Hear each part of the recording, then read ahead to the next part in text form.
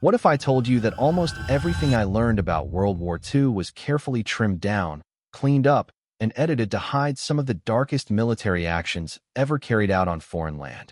What if the fighters who used tactics so savage and so mentally crushing that the government locked the files away for 80 years were not enemy forces at all, but Americans? Before I explain what the military quietly buried inside classified storage at Fort Huachuca, Andrews Air Force Base, and the National Archives Annex, I need to ask you to do something simple. I want you to think about where you are listening from, and I want you to understand that stories like this only survive because people choose to hear them and pass them along. I can tell you right now that the systems that control what people see and hear do not like this kind of history. This kind of truth gets pushed down and buried fast. The only reason these stories still exist is because people refuse to let them die. On the morning of December 8, 1941, just 23 hours after Pearl Harbor was still burning, a telegram was delivered to the San Carlos Apache Reservation. It came without warning, and it carried the weight of urgency that could not be ignored. The paper itself was nothing special, the same type used by the War Department every day, but the message printed on it was anything but routine.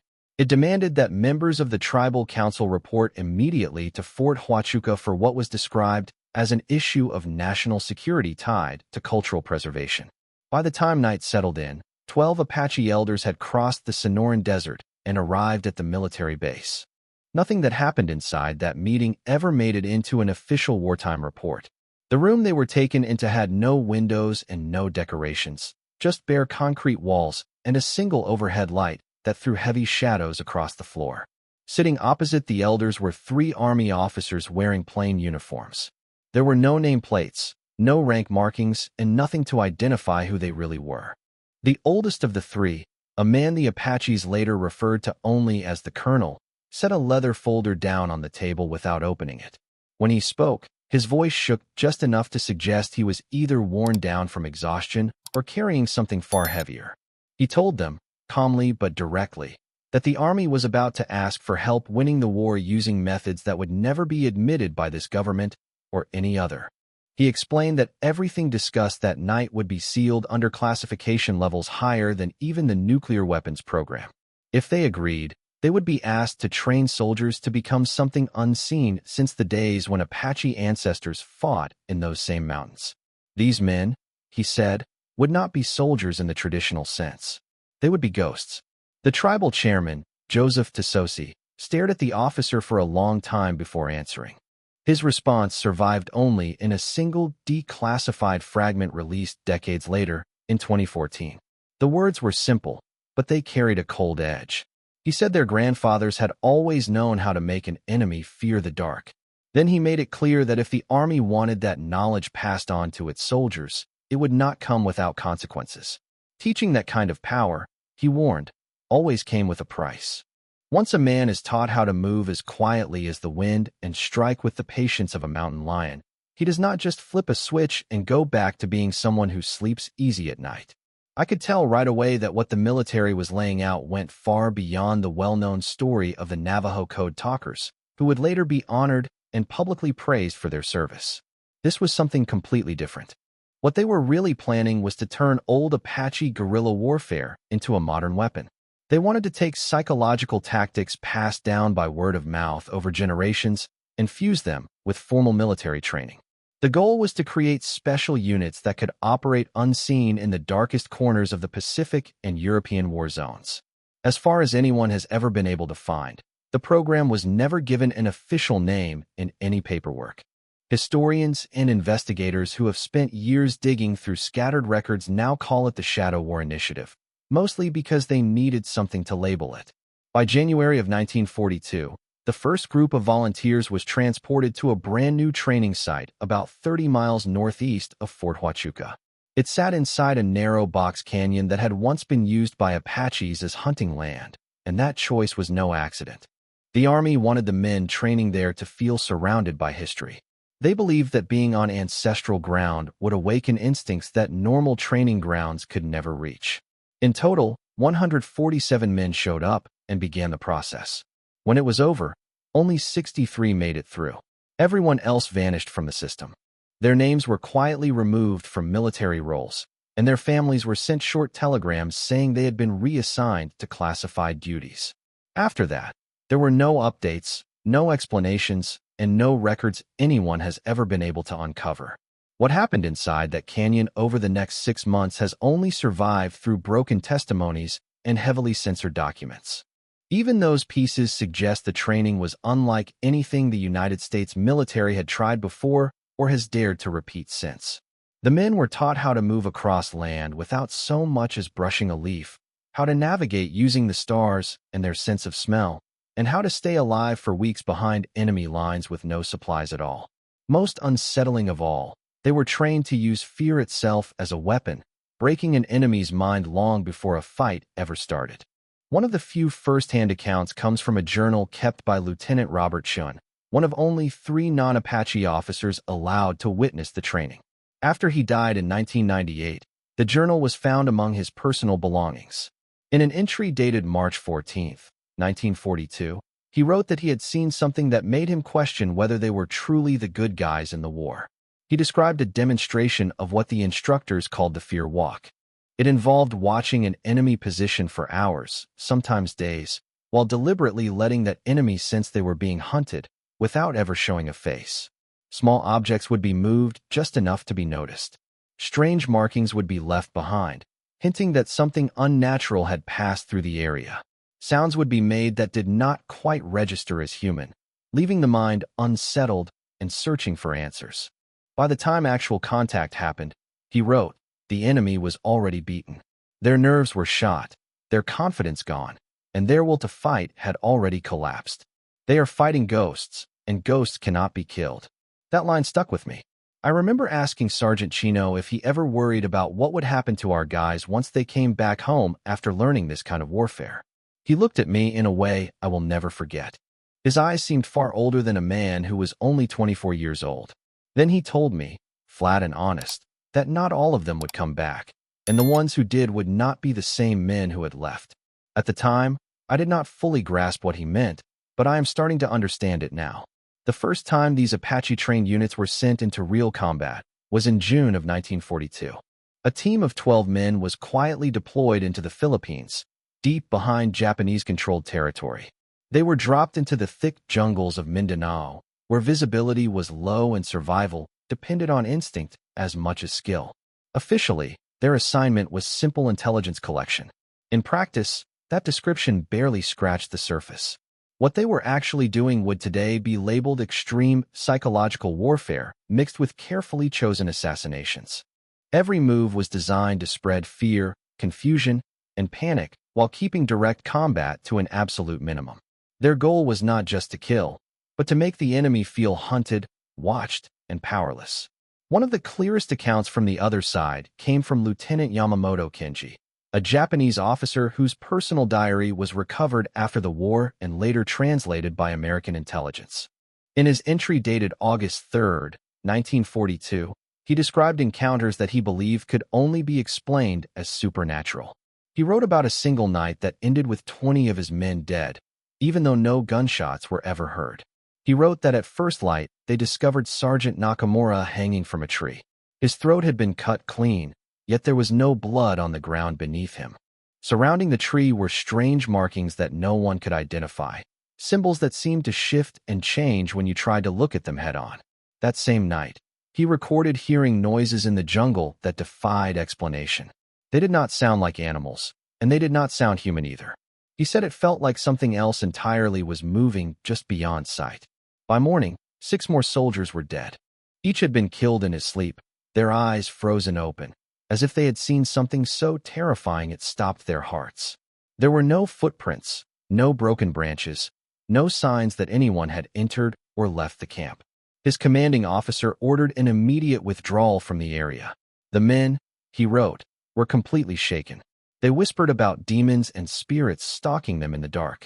He ended the entry by admitting he did not know what was hunting them, only that whatever it was clearly winning. What Yamamoto never understood, and what stayed hidden until parts of the files were finally loosened up in 2006, was that only 2 Apache soldiers were responsible for all those deaths and for breaking the mind of an entire Japanese battalion. The way they did it was never written down in any official manual, but bits and pieces pulled from scattered records paint a disturbing picture. They appear to have mixed traditional Apache stealth skills with newly developed chemical substances that could seep into the skin and cause powerful hallucinations. On top of that, they used sound-based equipment that produced subsonic vibrations, tones so low you could not hear them, but strong enough to trigger intense fear, paranoia, and panic in the human brain. While all of that was happening overseas, things back at the training grounds in Arizona were ramping up fast. A second group of recruits was already deep into an even harsher phase of preparation. The military had seen just how effective the first deployment had been, and instead of slowing down, they pushed harder. By the end of 1942, the facility near Fort Huachuca had expanded enough to hold more than 300 trainees and instructors. With that growth came rumors. Regular soldiers stationed at Fort Huachuca started talking about the place in hushed tones. Some said they saw strange lights flickering in the canyon late at night. Others claimed they heard sounds echoing through the rocks that made no sense at all. A few even said they crossed paths with men from the canyon who moved wrong, spoke wrong, like something inside them had been stripped away and replaced. Those fears made their way into an official report filed in November of 1942 by Captain James Morrison, the base psychiatrist. What he wrote was alarming enough that it was immediately classified and buried. In the report, he stated that he had personally evaluated 17 soldiers who had interacted with personnel from the canyon facility. Every one of them described the same problems: constant nightmares, a feeling of being watched at all times, and an inability to feel safe even when locked inside guarded rooms. 3 of those men asked to be transferred straight into combat units. They said they would rather face the enemy head-on than stay on a base with what one corporal described as men who had stopped being men. Captain Morrison also wrote that he had requested permission to visit the canyon facility himself to evaluate the trainees, but his request was denied by a command authority he was unable to identify. He ended the report by saying he was deeply troubled by what was being created in that canyon, and even more worried about what would happen when those individuals were released into combat zones without oversight or accountability. Looking back now, his concerns were justified. From 1942 through 1945, Apache shadow units were sent into every major theater of the war. They operated across Italy, France, Germany, the Pacific Islands, and China. They did not answer to standard military leadership. Instead, they followed orders through a separate chain of command that reported directly to a classified War Department office that officially did not exist. Whenever regular troops stumbled across evidence of their actions, they were fed cover stories. Sometimes it was blamed on special forces. Other times, local resistance fighters or unexplained enemy losses were used as explanations. The truth was never shared. One of the most chilling examples came out of the Ardennes forest during the Battle of the Bulge. A German battalion reported being systematically wiped out by what they described as ghost soldiers. Allied intelligence intercepted a letter written by Oberleutnant Hans Richter to his wife, Marta, describing the final days of his unit. In the letter, he told her he did not believe he would ever see her again. He wrote that they were being hunted by something that made no sense, something they could not fight. Every night, more men vanished. Sometimes their bodies were found days later, sometimes not at all. When they were found, they were always in places that should have been impossible to reach without anyone noticing. He wrote that the Americans had unleashed something ancient, something that understood warfare as the breaking of the mind long before the breaking of the body. His officers kept ordering them to hold their position, but as he put it, there was no line left to hold. There is only the forest and whatever moves inside it. That was how he put it. He wrote that the night before, he had finally seen one of them. Just for a second, caught in the pale light of the moon. He said the figure was covered in markings, and when it turned its head, its eyes flashed back at him like an animal's eyes do in the dark. The moment their eyes met, he felt all his bravery drain out of him at once, like someone had pulled a plug. That was when he understood why so many of his men were running. It was not because they were weak. It was not fear in the usual sense. It was instinct, the kind that tells you to get away if you want to stay alive. Some things, he wrote, were never meant to be fought. 3 days later, that German unit laid down its weapons. It marked the first time in the war that an entire Wehrmacht battalion surrendered without ever engaging in a direct firefight. When American intelligence officers questioned the survivors, every one of them told some version of the same story. They spoke about encounters that felt supernatural, about relentless psychological torment, and about an enemy that seemed to exist everywhere and nowhere at the same time. Those interrogation reports were immediately locked away. They were pulled from standard records and removed from the normal flow of documentation like they had never existed.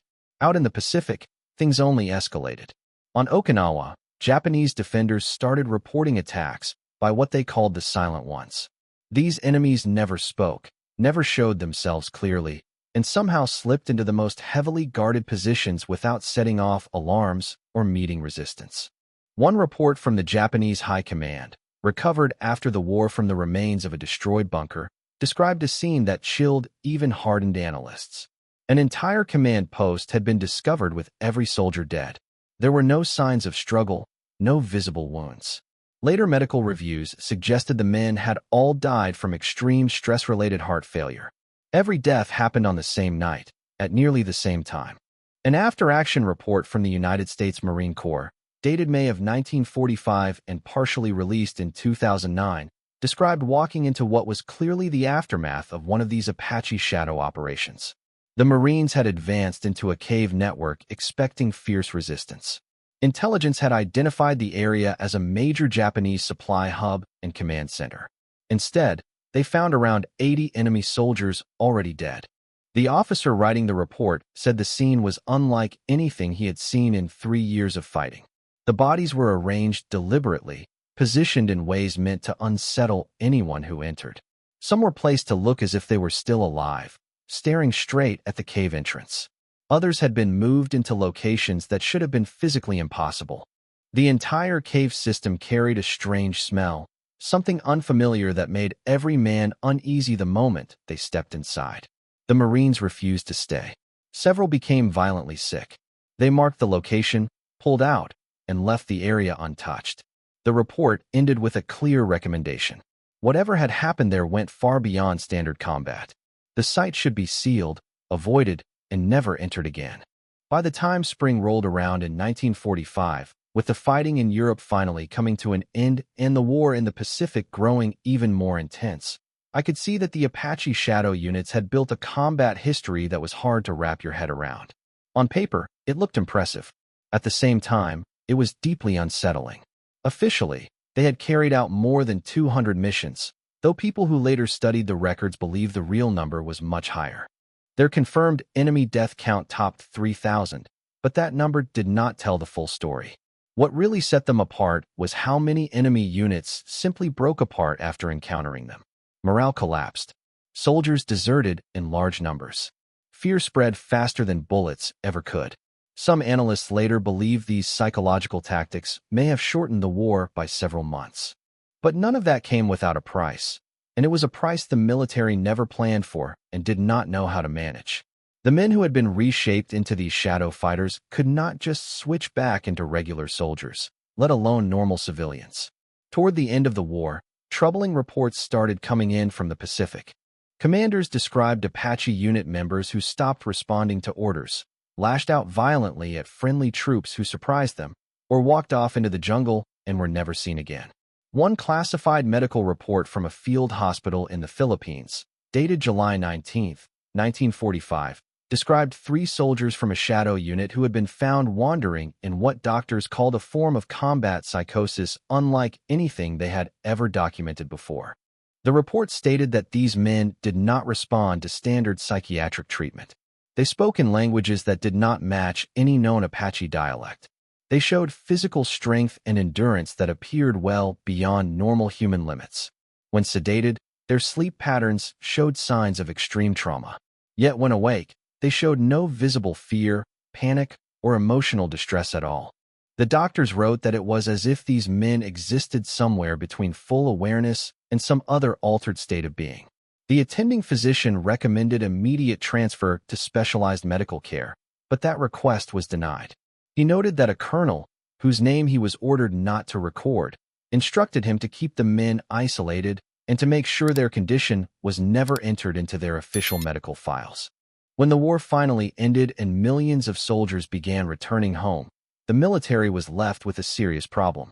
They had created elite killers trained to ignore every traditional rule of warfare. These men had been mentally conditioned to use methods that crossed every line of what civilized combat was supposed to be.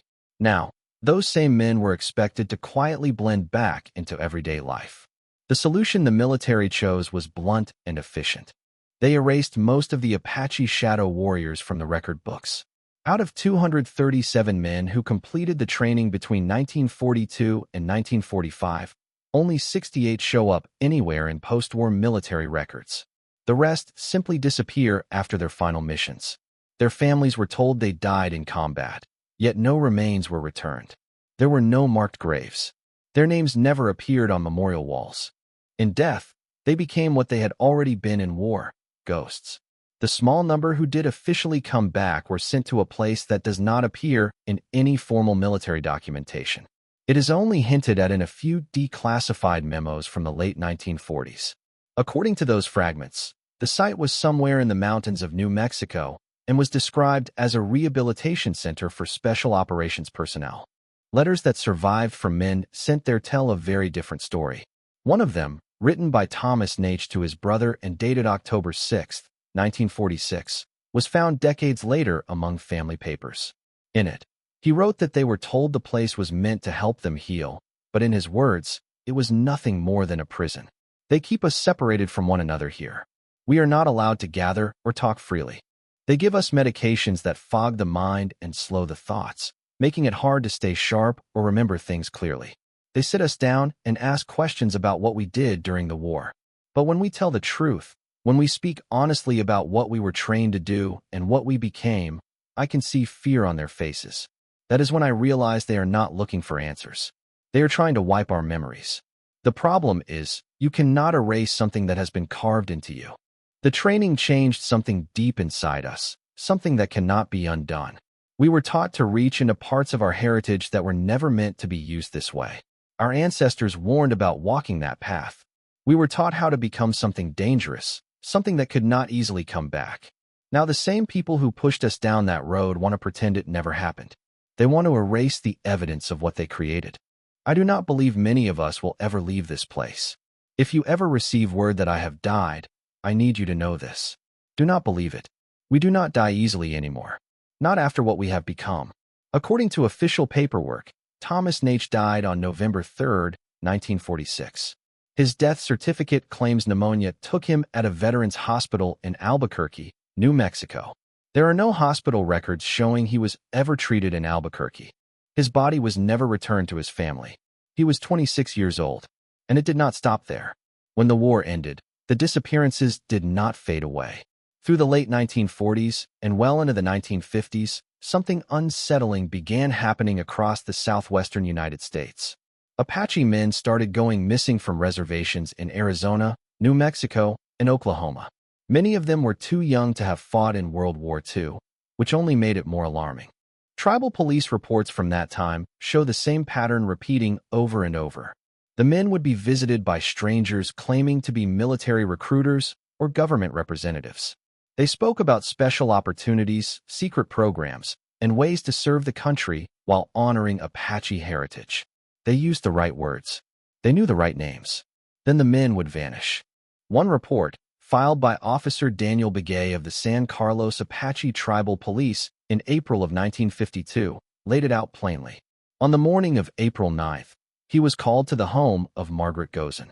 She told him her son, Michael, who was 23 years old, had left 3 days earlier with 2 men driving a black sedan with government license plates. Margaret said the men told her son he had been chosen for a special assignment because of his family bloodline.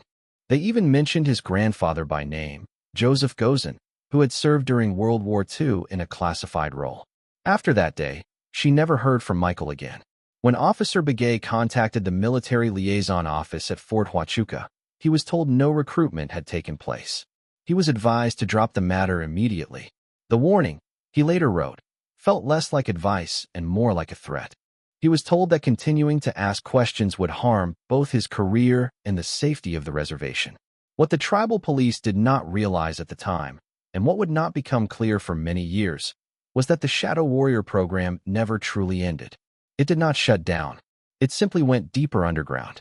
As the Cold War settled in, the world changed fast, and so did what the military needed. From what I have learned, the kind of operatives created by the Apache program suddenly became more valuable than ever. The Army and the newly formed Central Intelligence Agency understood that in a time defined by nuclear threats and quiet proxy wars, the most effective operations were the ones that left no evidence behind and terrified the enemy without ever showing their hand.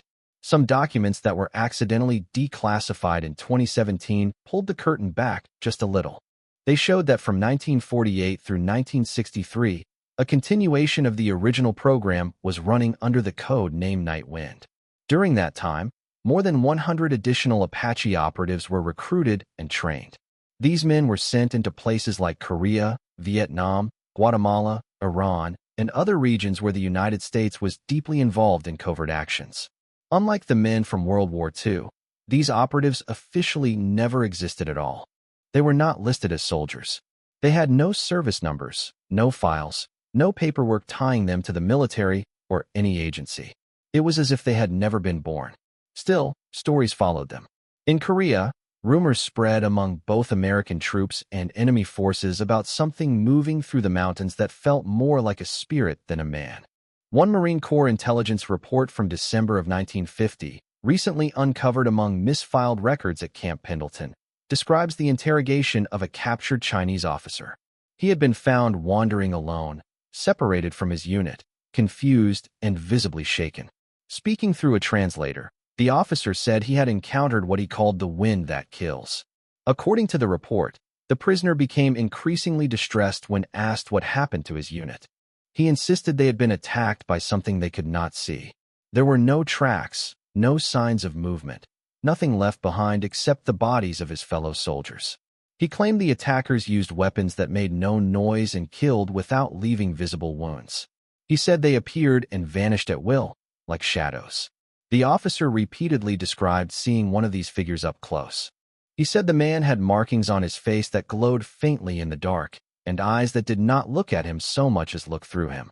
After that, the prisoner shut down completely. He refused to answer any more questions and slipped into a catatonic state. 3 days later, he was dead. Medical staff listed the cause as sudden cardiac arrest triggered by extreme psychological trauma. No physical injury or medical explanation could be found. When the war shifted to Vietnam, the pattern did not fade. It grew stronger. Between 1964 and 1973, reports began surfacing through unofficial channels about American Special Forces operatives who did not answer to any known command. They used tactics that disturbed even seasoned combat veterans. Their methods blended modern military technology with something far older and more primal. One account came from a memoir published in 1998 by Captain Raymond Teller, a former Green Berets officer. He wrote about an incident in the Central Highlands in 1967 that he had kept quiet for over 30 years. He said his unit had been running a routine reconnaissance patrol when they stumbled onto what looked like the remains of a major fight. In a clearing ahead of them lay the bodies of an entire Viet Cong company, around 120 men. And that was only the beginning of what he found. But there had not been any fight at all. There were no shell craters, no bullet casings on the ground, and no signs that weapons had been fired. It was like death had come through that clearing without leaving a single trace behind. What bothered me more than anything was the look on their faces. Every one of those men was frozen in terror. Their eyes were wide open, staring at nothing, their expressions locked in pure panic. I had seen plenty of death by then, but I had never seen fear like that. Some of them had clearly tried to run. Others had turned their weapons on themselves. We counted 3 who had shot themselves in the head, and it was obvious they had decided that was better than facing whatever had come for them. While we realized what we were looking at, one of my sergeants called me over toward the edge of the clearing. Carved deep into the trunk of a large mahogany tree were symbols I had never seen before. They did not look decorative. They looked deliberate, like a warning left behind.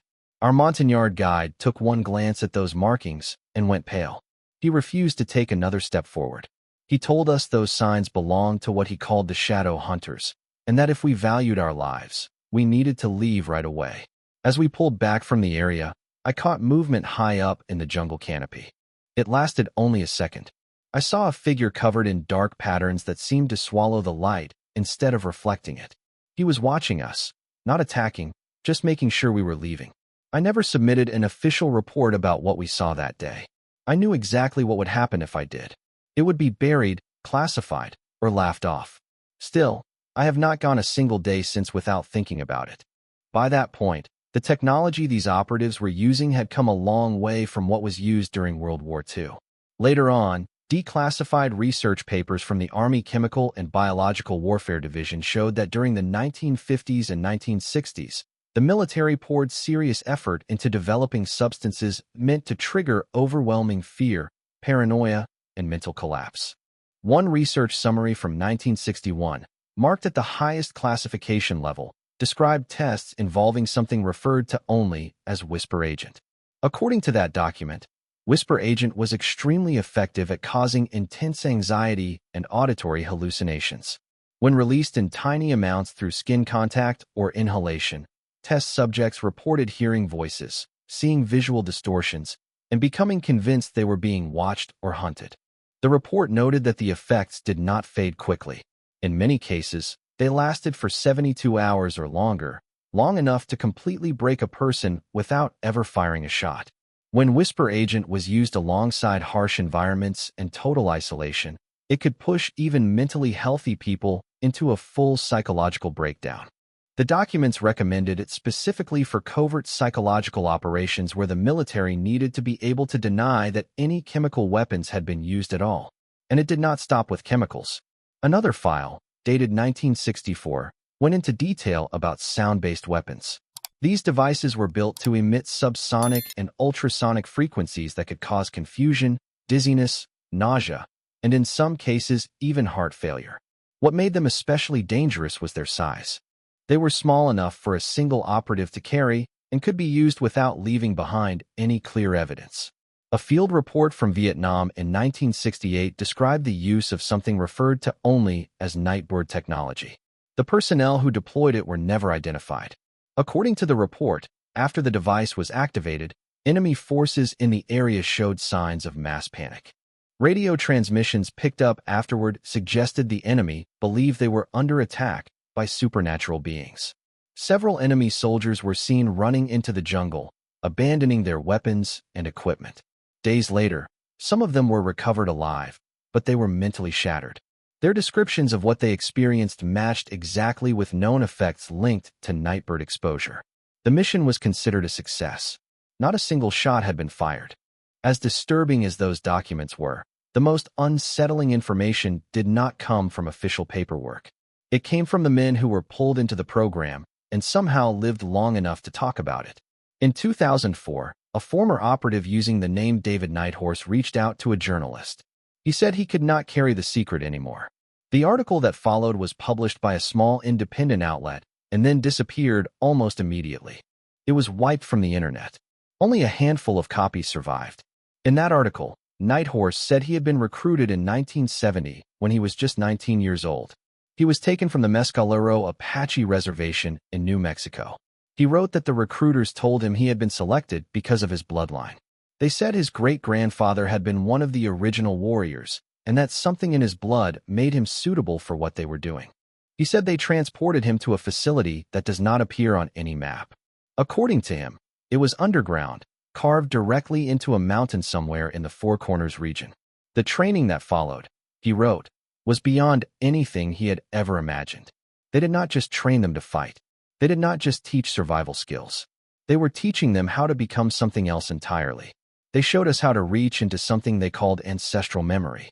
To do that, they used a mix of drugs, sensory deprivation, nonstop pressure, and methods I still cannot fully explain, even now.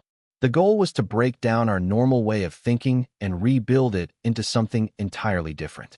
They trained us to move through the world like we were half inside it and half outside it at the same time. We were taught to watch and act simultaneously, to notice patterns most people never see, and to affect others just by being present. By the time the training ended, I was no longer the same man who had walked into that place. None of us were. Nighthorse wrote that between 1971 and 1976, he was deployed over and over again to places he was never allowed to name. He said they would drop them into hostile territory with missions that were kept deliberately vague. Sometimes they were ordered to remove specific individuals. Other times, they were simply told to spread fear and confusion. They used everything they had been taught. That meant old Apache methods passed down through generations, mixed with modern tools and technologies created by the program. According to Nighthorse, they were devastatingly effective, but every mission took something from them. Each operation stripped away another piece of what made them human and pushed them closer to becoming the ghosts they were pretending to be. Some members of his team eventually just walked away. They disappeared into remote wilderness areas and were never heard from again. Others broke down completely. They suffered psychological collapses and were locked away in institutions. Those who managed to survive outside of hospitals found it nearly impossible to live normal lives. The program had altered them at a core level, and there was no going back. The journalist who brought Nighthorse's story to light, Michael Torres, tried to confirm what he had been told. Almost immediately, he started hitting walls. When he filed requests under the Freedom of Information Act asking for records connected to the program, he was told no such program had ever existed. When he attempted to track down other possible operatives, he discovered that most of them were already dead, often under circumstances that did not sit right. When he tried to locate the facilities Nighthorse described, he ran into military sites that officially served completely different purposes, and he was denied access every time.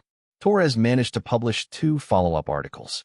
Then, in 2006, he stopped investigating altogether. In his final piece, he wrote that people he considered trustworthy had warned him that continuing to dig would put both him and his family in danger. He said he had been told, in very direct terms, that some subjects were not meant to be examined by civilian reporters at all.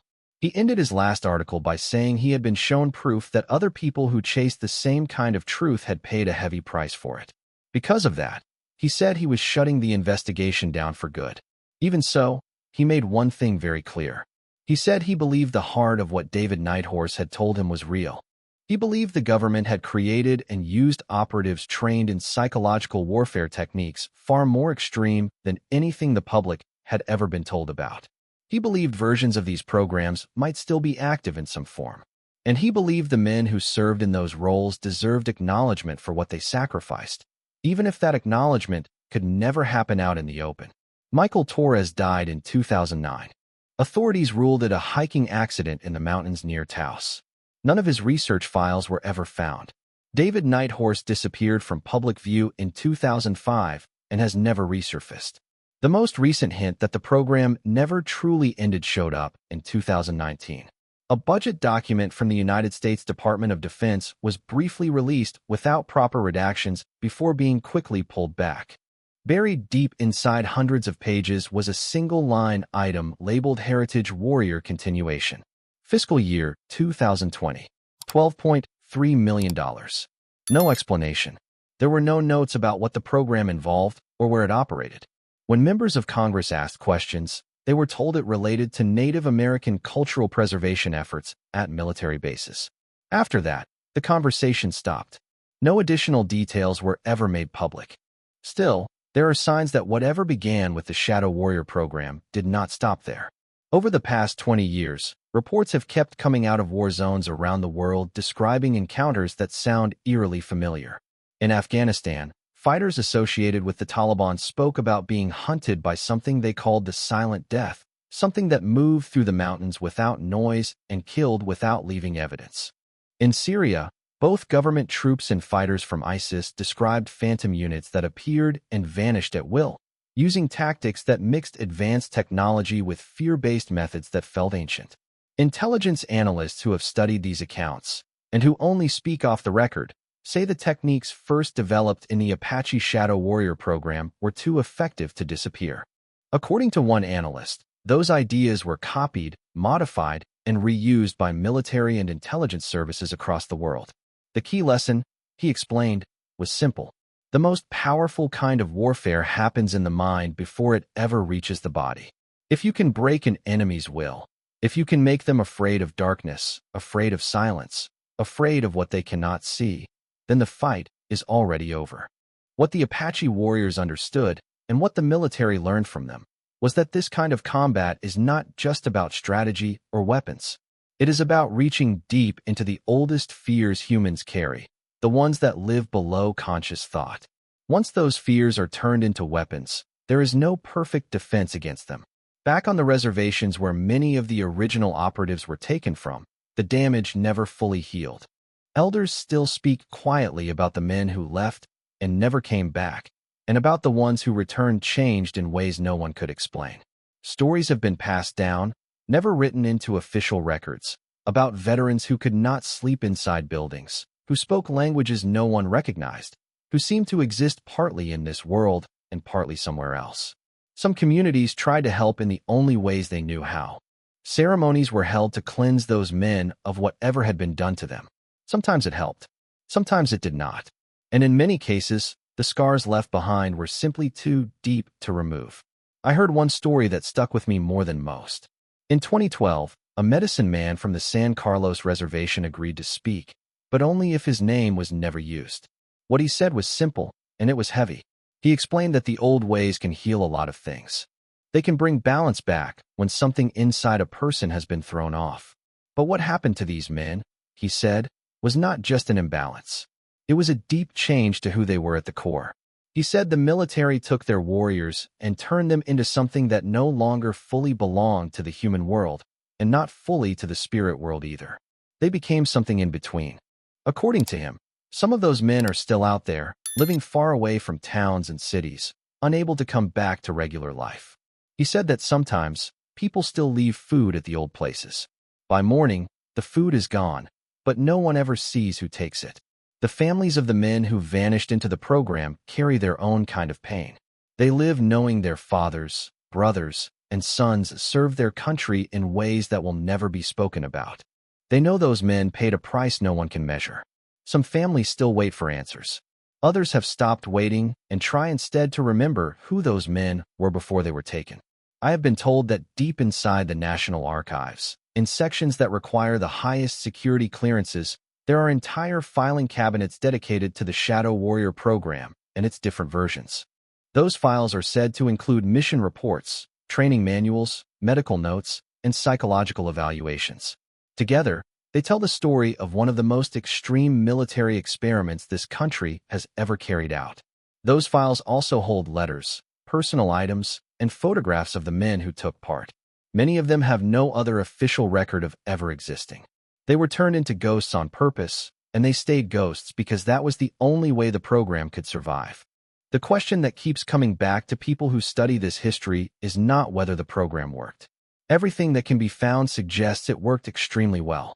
The real question is what we created along the way, and whether it can ever be undone. The men who went through that training were changed at levels that may never fully heal. They were taught how to reach parts of the human mind that most people never touch.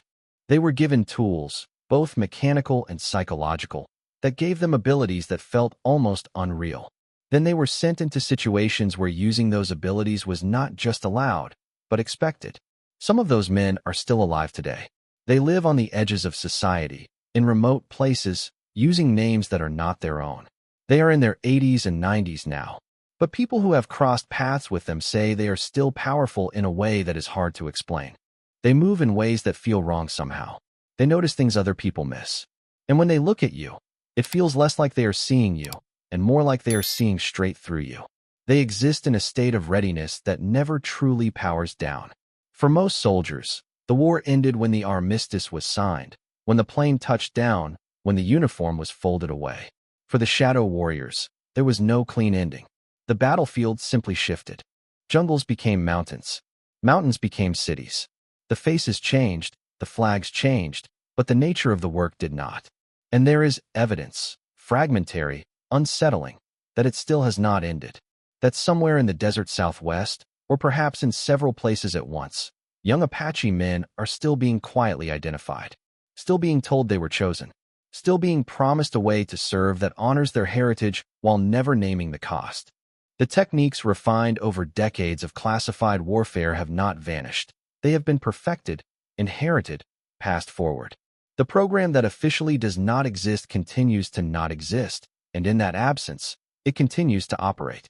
Its effects ripple outward through time. Warriors who will never be honored, battles that will never be recorded, victories that will never be celebrated. If you have followed this story to its end, you now carry knowledge deliberately kept from the public for nearly a century. You know that men were turned into instruments of psychological warfare. You know that entire units were broken without a shot being fired. You know that the price was paid not only by enemies, but by the men themselves, by their families, by whole communities left with unanswered absences and unmarked grief. That knowledge carries a responsibility to remember what was done, to honor sacrifices that cannot be publicly acknowledged, and to ask hard questions about what we are willing to justify in the name of security, victory, or survival. But beneath the history, beneath the horror and secrecy, there is a deeper truth. The Shadow Warrior program worked because it embraced darkness. It weaponized fear. It dehumanized both those it targeted and those it trained to carry it out. It achieved results, but righteousness was never part of the equation. And that is where the story stops being only about them. Because every generation is faced with the same choice, whether to believe that power comes from terror or that strength comes from something else entirely. Whether victory is found in breaking others or in refusing to become broken ourselves.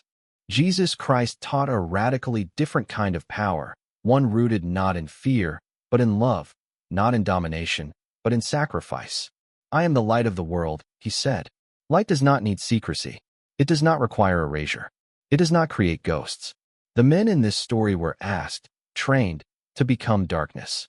You are not. The files remain sealed. The programs continue. The ghosts still walk. But whether the future belongs to shadow or to light is not locked in any classified vault.